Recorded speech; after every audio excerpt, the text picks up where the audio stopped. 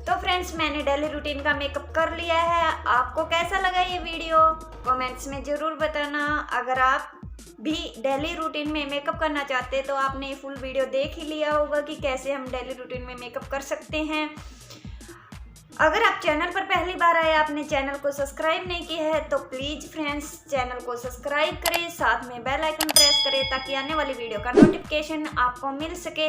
बिल्कुल ही इजी और step by step तरीके से मैंने डेली रूटीन का मेकअप करना इस वीडियो में दिखाया है, तो आप भी इस तरह से अपना डेली रूटीन का मेकअप कर सकते हैं। बिल्कुल कम सामान के साथ मैंने मेकअप किया है। तो फ्रेंड्स, आपको ये वीडियो कैसा लगा? अगर आपको वीडियो थोड़ा सा भी पसंद आया हो तो वीडियो को लाइक एंड शेयर जरूर करना। थैंक यू फ्रेंड्स, मिलते हैं नेक्स्ट वीडियो में। तब तक नई वीडियो का इंतज़ार कीजिए। Bye bye.